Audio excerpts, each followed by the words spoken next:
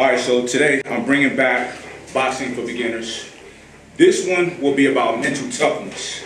Mental toughness, the whole mind state, the mental aspect of combat sports or any kind of sport in even life.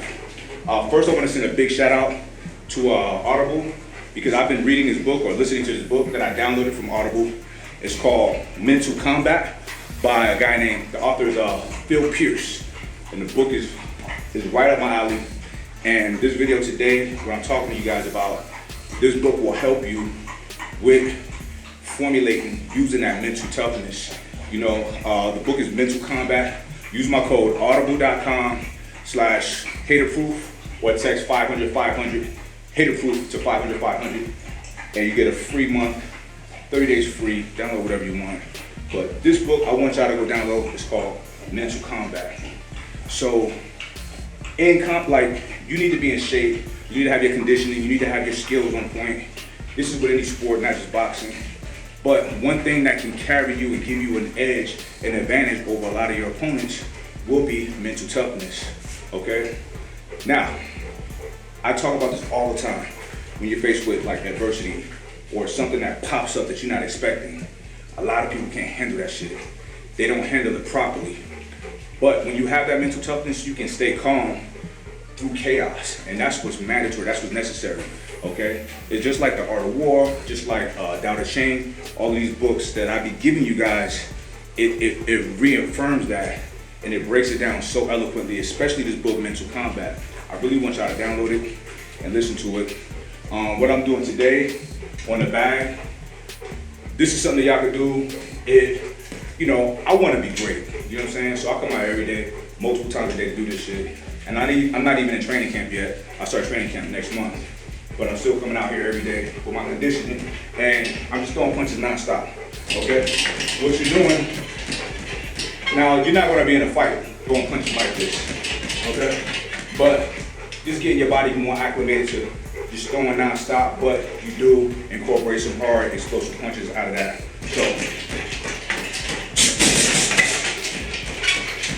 So you'll see that's what I'm doing, but the whole objective is to be throwing punches nonstop. And what I do, I'll just put on some music and I'll try to throw punches for a whole album. And I've been doing it. I might have to take a quick break and just shake it out like that a little bit, but I get right back on it. That right there is hard to do. My shoulders be on fire, but shit like that helps develop that mental toughness, okay? Because it's, at a certain point, if you got an opponent who is just as good as you, just as conditioned as you, it's gonna be attrition that's gonna win.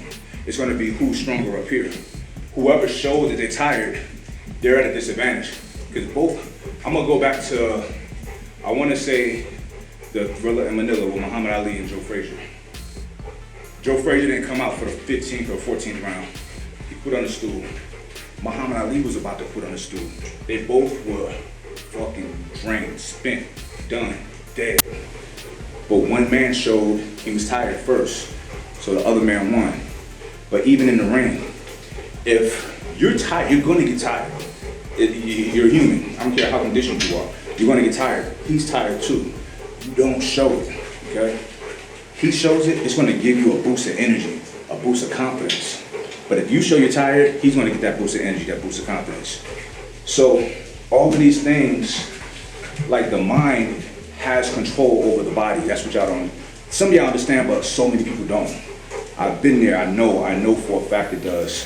I've been in situations, sparring or whatever, when I wasn't in shape, wasn't in condition, but I'm out there with a poker face, confident, a stoic expression on my face, calm, with that mental toughness. They can't tell, and then I'm able to do what I need to do. So you develop these things with books like Mental Combat, with training your mind. Listen, when I started my training camp for the last fight, one of the things that I did, I started getting into more books, like literally training my mind even more. So when you see boxers doing pad work all the time, right? It's conditioning the body, but it's also training the mind. It's hand-eye coordination, it's getting you used to being fast and explosive when you're tired, when you're taxed, and also, you know, it's just cueing your mind. You create neural pathways to you know, when you do this, you know to come back with this. If somebody's throw a punch over here, you know to come back over here. It's just like, it's physical poetry. That's all I can say. It's chess. I love it. The mental aspects of boxing is the best part of boxing, the best part of the sport. That's why it's called the sweet science.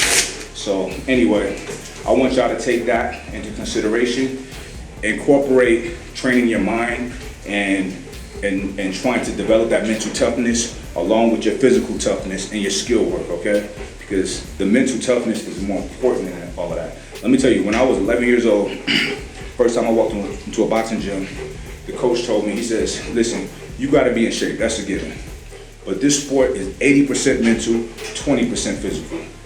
And he was fucking right. He was right. So anyway, you look at people like Floyd Mayweather, I mean, you know, say what you want to say about him outside the ring. I don't really care about his personal life. But him in the ring, the best of his era. Why? Because he had mental toughness. When you go back to when he fought Zab Judah was just as talented, probably even more talented than him. But Zab Judah, when things wasn't going right, Zab Judah was winning that fight, the beginning part of that fight. But then when Floyd started making adjustments, Zab Judah's mind wasn't as strong as Floyd's. So Floyd stayed calm when he was getting beat, when he was getting outpointed. But when he started outpointing Judah, he couldn't handle that.